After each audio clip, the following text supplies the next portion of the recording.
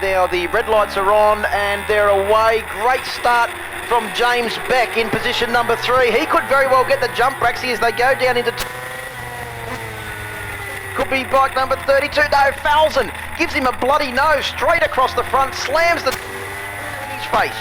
Yeah, and the one that got shut out of that was Kyle Buckley off the outside of the front row here and made a very mediocre start to get shuffled back to about 8th or 9th as they left the line. But having that pole position on the outside, Daniel Felson on the Caterpillar Yamaha was able to come sweeping across the front of James Beck. And I reckon that won't be the last. It's up at the inside. I think that's Callum Spriggs is having a look up the inside of James Beck. And it won't be the last time that you see these two in close proximity during this 9-lap journey. Well, and Callum Spriggs yesterday in the wet weather sessions. Also a great start too from Michael Lockhart on bike number 69, the winner of the Reece Bansell Scholarship, as Beck goes back up into second place, repaying the favour. Plenty of position changes happening back there in the field as well. Looks like Adrian Domenico back in about 6th or 7th place at the moment, having a good battle with the Champions Ride Day machine of Matt Berry on bike number 23. Right behind them is Brad, second position on the front row of the grid, back to 8th place as they come round to complete the first lap.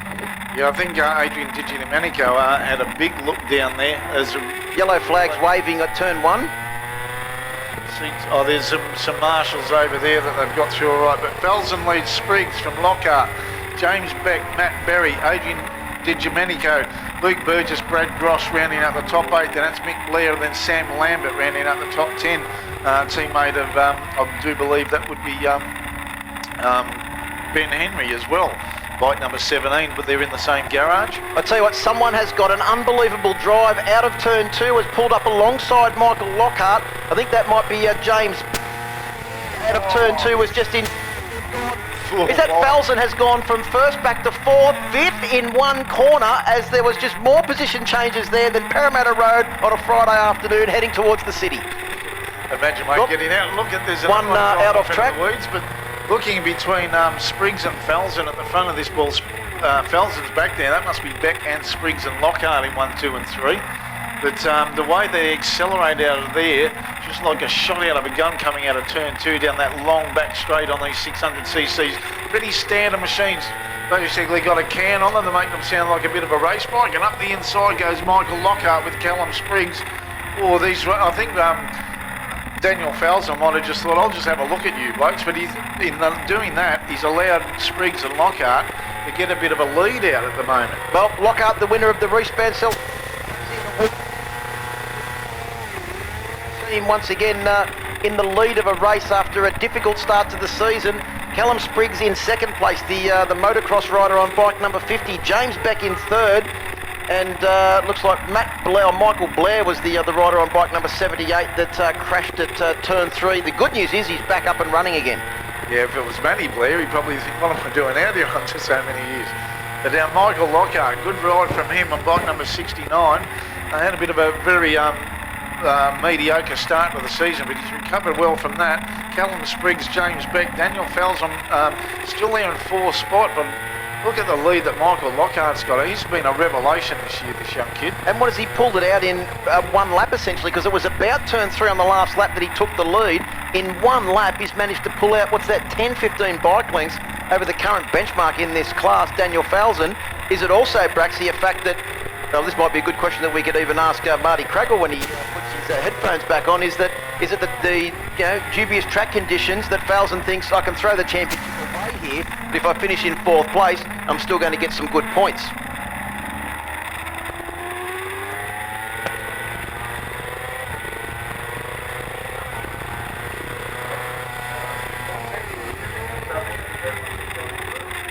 Sounds like there's nothing working at the moment. Are you working now, Marty? No. Yes, you are. Yep. You're back on deck. I'm back on. No, Felson's definitely just taking it easy. He knows he can blow the championship. He's got a good lead with the points. So he... Another 2 races. Yeah. Help them out. Have a look at the weather coming in here. That's gonna rain again soon for sure. I noticed Glenn Allerton, our defending Australian Superbike champion, running up to the tower to ask a couple of questions just a moment ago too. Yeah, they're trying to figure out if they're going to do Super Pole or not. Well, it'll be going ahead as long as that we don't get that bit of precipitation coming over there from the other side of turn 3. But now we get Michael Lockhart back to the front. Callum Spriggs has thought, well, you're going to have this. We'll just see how much he can close it down. But he's got that thing under a second now. It was over a second the lead he had, but coming through that third split. He's definitely made up time, hasn't he? Here comes Falzon going past James Beck. He's gone around the outside, but Beck's got the track position on the inside. And who was that right behind? Adrian DG Domenico. He was more sideways than Jason Crump into turn 6 on that occasion. Brack obviously pushing very, very hard on the Stafford Yamaha. I'll be interested to see what Spriggs can do on his bike number 50. He was over a second off. He's got that down at 0.4, so he's taken about 0.7 of a second out in less than half a lap. So he's probably getting comfortable now that he's got the fastest lap of the day so far, 1:17.765 for Callum Spriggs. So showing that he's got under the pump, and we'll see how much he's going down the back straight now with 4.5 laps to go, how much he can close up on Lockhart under brakes. He does a very commendable job there. And I suppose Michael Lockhart just trying to make sure that he hangs in there without doing anything silly as well. But as you know, Marty, when you're behind a guy, it's a lot easier to follow him than trying to keep the guy at bay. Oh, absolutely. I think Falzon's actually just getting up to speed now. He's letting it come to him, and he's doing everything absolutely perfect. I think he might even try to put a bit of pressure on these front guys now, because the last couple of laps he's looked like he's just sort of been cruising around there. He's got his head down, looks like he's having a race.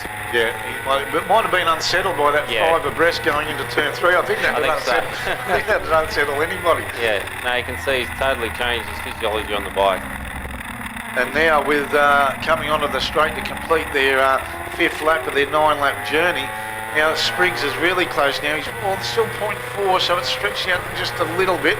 But Daniel Falzon, you're right there, Marty, now the fastest rider on the track, getting into the 17.4, so only a 1/10 of a second quicker, but every little bit helps. Yeah. Only 0.4 of a second between the top 4 now in the last lap time as well.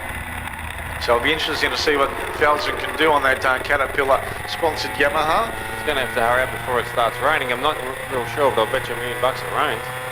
That's going to rain for sure. Oh, those clouds are very dark coming over, and at the moment there won't be any shadow being cast on Michael Lockhart, because Callum Spriggs still just a little bit off the back end of the machine, and at the moment he's because Lockhart is setting a pretty good pace here. Look at him on the brakes though. 4. And Daniel Falzon closes right up there as well, but saying that, James Beck isn't too shabby on the brakes either, throwing out the rotors. But look at this now, this last 3 and a bit laps to go. We've got Michael Lockhart on bike number 69. He's just on his Reese Bancel scholarship motor. And up the inside comes Spriggs, a big look up there. Well, if he tried to make that stick, I think he would have ended up in the kitty litter. Falzon's 3.4 behind on this lap. Let's see what the gap is when they come across the line. Definitely made up a bit of ground. He has. He was under 2 seconds as well, so we'll see what that one. 2.6 now, and another fastest lap of the race for Daniel Falzon, the young kid from South Australia. So he's maybe he got a bit too unsettled, and he's let them get away a bit with 3 laps to go.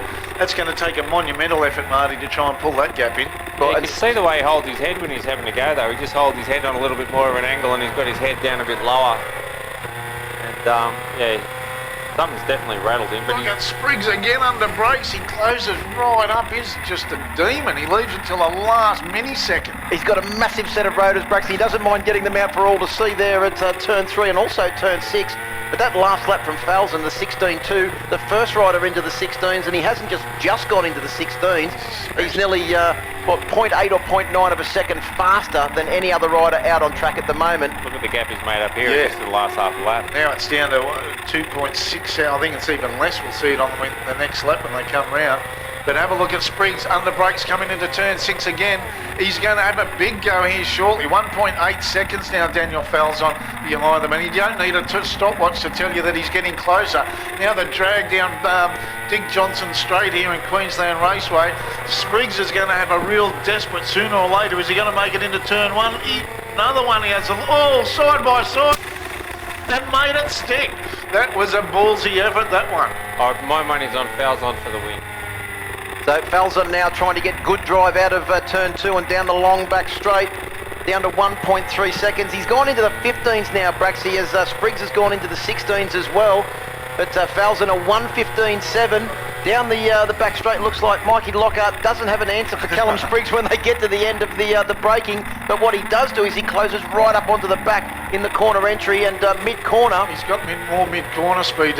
Spriggs seems to leave the braking till the last minute, but Lockhart seems to want to keep the smoothness. As we see Daniel Falzon on the Caterpillar Yamaha close right up on this duo at the front. I thought he actually forgot to use the brakes there, and look at him now camped on the back of Michael Lockhart's Kawasaki ZX6 He's ducktail. got the drive out of here.